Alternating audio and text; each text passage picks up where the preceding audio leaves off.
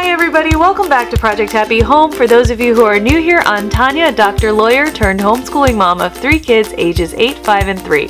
All 3 of those kids are fall babies and they will be turning 9, 6, and 4 in the fall, and I thought it would be a great year to introduce them to their own student planners. Now my eldest did have a student planner last year. It was very basic and simple. It was basically just a list of his assignments for the day and a place for me to check them off. This year he's going to be a rising 3rd grader, and so I thought it would be a good idea to get him a more dedicated student planner to teach him a little bit of responsibility in tracking his own work, etc. Of course, you guys know I'm a planner geek, so I did a lot of research. I viewed lots of YouTube videos about student planners. I looked at many student planners on Amazon and on Etsy. And after seeing some videos of a Plan in Place's planners, I decided to check them out. And I loved what I saw, you guys. I had not really investigated their website before. It is a company started by 2 homeschool moms, and they really understand the needs of a homeschool parent. They have planners not only for like an average elementary school or middle school student, but they also have planners dedicated to high school students, to early learners, as well as parents themselves, the homeschooling parent. So I definitely encourage you to go and check out their website to see all the different options that they have available. What makes their planners so intriguing to me is that they do offer a level of customization, but with structure in place. So sometimes you can have too much opportunity for customization and it just becomes a disaster. And other times you don't have enough and you're stuck with this planner with huge swaths of areas that you don't use. I really think a Plan in Place hits a great balance between giving you some structure and order to organize your homeschool year while also offering up some opportunity for creativity to make it fit your homeschool and your homeschool style. They even have a section where they suggest different planner setups if you are a Charlotte Mason homeschooler versus a classical homeschooler versus a Thomas Jefferson homeschooler. So I really appreciate the way they consider how each of us homeschools differently. So I initially went just to get a homeschool planner for my son, but then when I saw that they had this early learner edition, I checked that out as well. So before I get into showing you the insides of these planners, I just wanted to tell you that I am hosting a giveaway on Instagram for a $30 gift card for a Plan in Place. Thank you so much to a Plan in Place for offering this gift card to one of my subscribers. But go ahead and head over to my Instagram at Project Happy Home, and you should see a post where you can comment, and I will randomly pick a winner from the comments, and hopefully you will win a $30 credit towards your own planner from a Plan in Place. And remember, they do teacher planners and high school planners as well as these 2 levels that I'm about to show you. So thank you so much to a Plan in Place, and now I will get into it. The Early Learner Edition comes with 2 different cover options. I picked the little pet cover option. I believe another one is for a farm. It has a section on the bottom for your name, grade, and year. You can see that it comes with a plastic cover on both sides, an opaque one on the back and a clear one on the front. The cover is actually printed on a cardstocky type of paper, so it's nice and sturdy. The planner starts off with a little letter detailing how you can use the different sections. If you'll notice, there's these nice little plasticky tabs separating out goals and planning from calendars, the weekly schedule, and then the record keeping and notes section. When you first open the planner, there is this all about me section. It's super cute. It says, this is me, this is my family, this is what my favorite toy looks like, favorite color, favorite food, favorite thing to do, favorite story, and favorite game to play. They also have a little chart, very simple here, for more chores and responsibilities. So personal hygiene, some chores, schoolwork, exercise, and 2 blank spots for whatever you want to add. For example, if you are a religious family, you could add prayers or devotions. You could add taking care of the pet, something like that. Then they have a 2-page spread for my study plan, and this is something that I probably would fill in. Basically, between a first semester and second semester, there's a column for subject, the materials, books, curriculum ideas you have, and schedules and comments.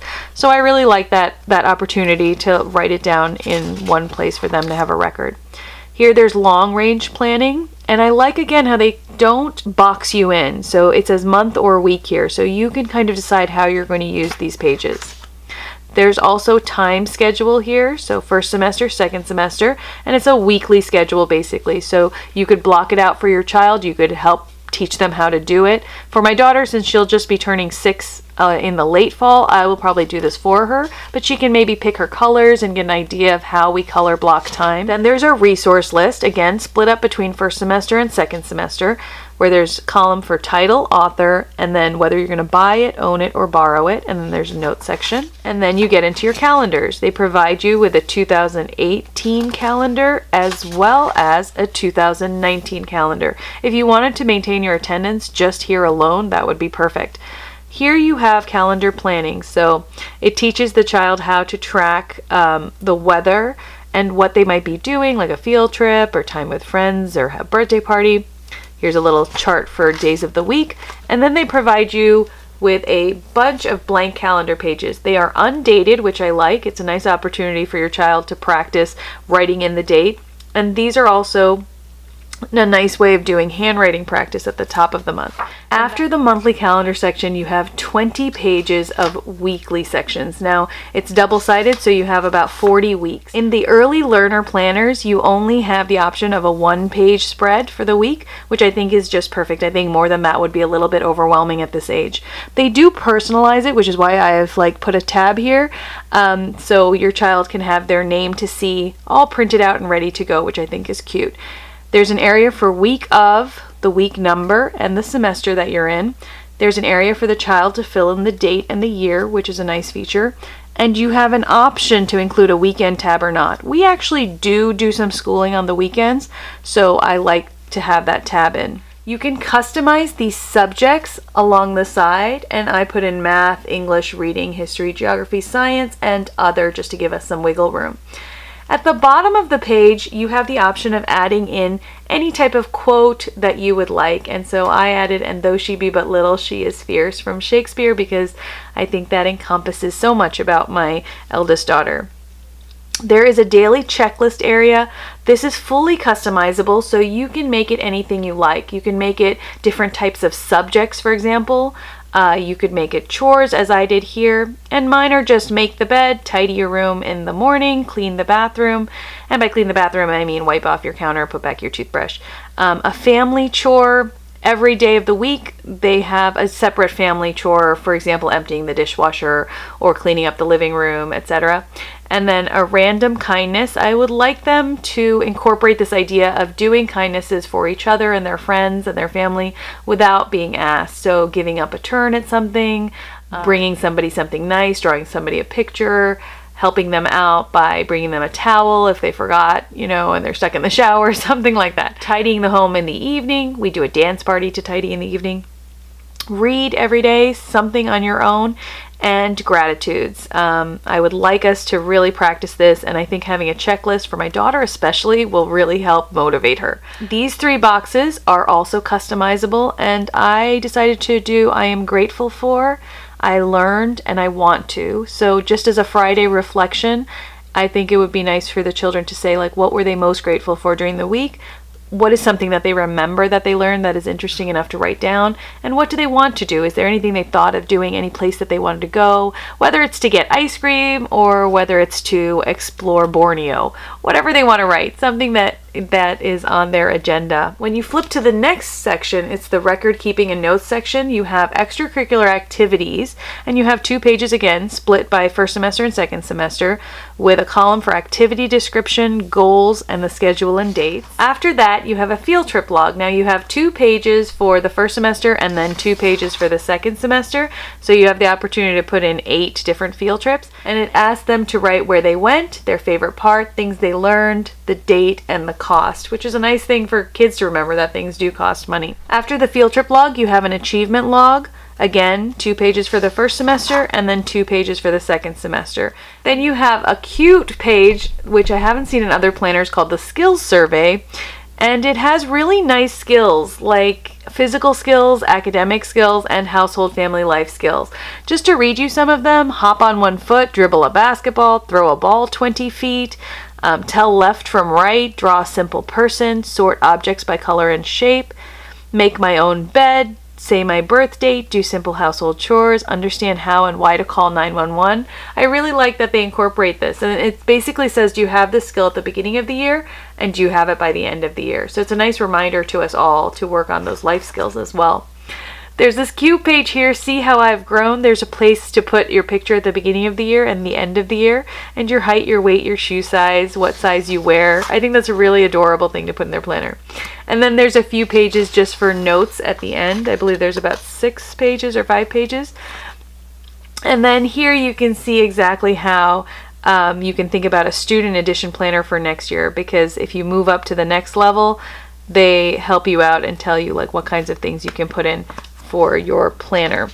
And I just really love it. I actually also ordered the stickers from them, and these are just little weather stickers because I thought that would be a fun addition for my daughter to add little weather stickers to her calendar pages. So here's the student edition. This is the one I initially went looking for, and this is for my son. So again, it has the laminated cover and the opaque laminated back, and it has a section for your name, grade, and year. There is a page autobiography when you start, so again, it's a little bit more complicated because the child is a little bit older. It talks about what grade they're in, how tall they are, what they weigh, what shoe size they are, what size they are, what they like to listen to, what they're inspired by. When I grow up, I want to, and some of their favorite things and their closest friends. There is a page for goals in the first semester and the second semester. I like that they highlight that it's my goals. They have a quote here, "It is better to fall short of a high mark than to reach a low one." And here there's a section for chores and responsibilities, everyday chores, monthly chores. So as you can see, the planner gets a little bit more complicated for their increased age.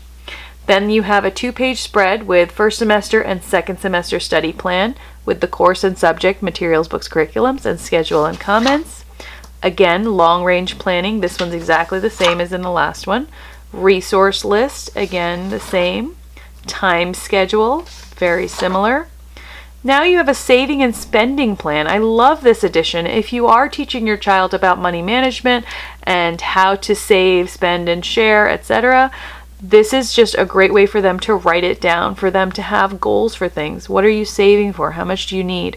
What are some ways you're going to earn it? Where are you going to share your money? This concept of charity and giving to others when you have something. I like that they have almost like a check register here. I'll zoom in to show you a little bit better, where it says the date, the transaction, the amount spent, the amount earned, and what your balance is.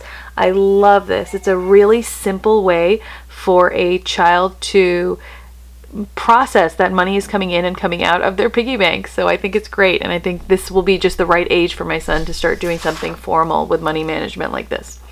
Here you have a plan in place for my summer. I think that's also a really fun addition. Personal goals, vacation plans, service opportunities, sports and activities, ways to earn money, and books to read. I love how they've thought about life when they created this planner. So not only are they trying to increase your academic performance, but also your life performance, your life skills. They really do incorporate features in this planner that encourage people to think about different facets of their life in an organized way. And I think 3rd grade is a great time to start doing that. After the goals and planning section, you have the weekly schedule section, and I selected a 2-page spread. You have the option of a 1-page spread as well. So you should definitely go on a planandplace.net to check out those different options. And this is how I customized mine. I liked having a place for all the assignments on this page and more of a place for reflection and chores on this page. So on this page, again, I just blocked it out because it is customized with my son's name. So every week will have your child's name on it. There's a week of, week number, and semester, and then an area to put in the date here. I like that it's open-ended dates because if you take vacations or you do Sabbath schooling or something like that, it's not a problem. You don't have any missed pages. They have an area here with 8 different rows to customize subjects. I selected math, language arts, reading, history, geography, science, other, and then the name of his little cottage school that he'll be going to. Here there's the week in review, and there's a little section for them here, and I put in a little quote at the bottom from Calvin and Hobbes, his very, very favorite thing to read. Calvin says, "It's a magical world, Hobbes, old buddy, let's go exploring." And he loved that when he saw it. Again, on the second page, you can see there is this daily checklist area. You can customize this exactly how you'd like, and it's the exact same chores that my daughter has, so I won't read them again. But I like that I leave it open-ended. There's an area here for notes, so if his family chore for the week is something specific, I'll just write it down there. You can actually track their effort, or you can ask them to reflect on their own effort, which is nice. There's another section here, and you can actually select more than just 3 boxes. I believe you can select up to 5 boxes. I selected 3, and it's the same as my daughter's. I am grateful for, I learned, and I want to. And then there are additional sections in this level planner. Goals for the week, as well as a little checklist here. Character and personal growth here, and I'm not sure exactly how I'll use this, but perhaps I'll just leave it very open-ended, like what would you like to work on this week? We definitely try to promote a growth mindset in our household. No one is perfect, no one will be perfect, but we can all strive to improve ourselves, to be kinder to one another, to fulfill our own goals, to better ourselves. But perfection is not the goal. Progress is definitely our focus. So perhaps I'll ask him what he would like to work on for that week on Monday, and then he can kind of track his progress and see it every day as a reminder in here. Books I read this week, it's a nice little area for them to rate their books, and then any field trips or weekly activities. I like that it says both where I went and what I learned, and then there's a little rating thing. When you get past the weekly schedule pages, there is a section on record keeping and notes, just as there is in the early learner one.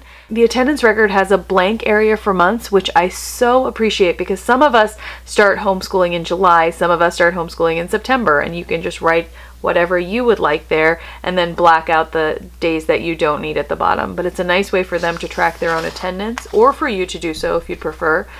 And then you get into the 2-page spreads tracking their extracurricular activities and field trips. So you have first semester, second semester, same as in the early learner planner, and then you have a field trip log. Again, 2 pages for first semester and 2 pages for second semester. Then you have some pages for books that I read. You have 2 pages for the first semester and 2 pages for the second semester, which is an ample amount of room in my opinion. You have an achievement log, very similar to the early learning planner. 2 pages for first and 2 pages for second, and then you have a few pages for notes where they may write whatever they like, or you can. And then there's a progress report here for each semester as well. And the progress report is organized into 4 columns by subject, effort, grade, and comments. And then it has a section for academic, electives, and character. We don't do grades in our homeschool at this level yet, but I do think it's a good opportunity to perhaps have just a little progress meeting with your child, write down their subjects, and talk about, how have you been progressing in math? Do you feel like you're doing well? Do you feel like you need extra help? Are you enjoying Taekwondo? Do you want to continue it next semester? It's a good reminder to us as well as them to reflect on what they're doing and why. Here the progress report continues, and it talks about what worked well this semester, what are some things that need improvement, comments, and goals for next semester. They do provide a little grading scale here. I'll probably black this out with a sticker because I don't actually subscribe to that type of grading system in our school yet, but if you do, it's already there for you. And again, they have the same exact thing for second semester.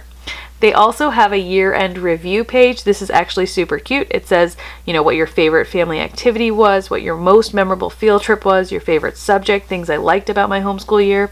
I actually am creating a portfolio for my kids for each year, and a page like this is probably something that I would copy and put into the portfolio book as well. Overall, you guys, I'm super excited to use these with my kids. I have shown them to them. They keep asking me if they can start using it. I keep explaining that we are going to wait until the first day of school. The way I plan to use these is to actually fill in their weekly schedule and have them either X out the squares or highlight the squares as they finish their assignments, and just make it a part of our routine that this is what we look at right after we start schooling, so that they know what the plan is for the day, etc. I hope you enjoyed this little flip through of a Plan in Place planners, you guys, the early learner edition as well as the student edition. And don't forget about the giveaway, so head on over to Instagram, find the post with a Plan in Place on Project Happy Home, And go ahead and leave a comment down below, and I hope you win the $30 gift card. It's also with free shipping, by the way. It'll be a code for $30 off as well as free shipping. So thank you again to A Plan in Place for that. This is not a sponsored video. I paid for both these planners by myself, and I'm super excited to use them, and I expect that I'll probably go back to A Plan in Place for these planners every single year. Thanks so much for watching, you guys, and I wish you the very best day, and good luck with all your homeschool planning.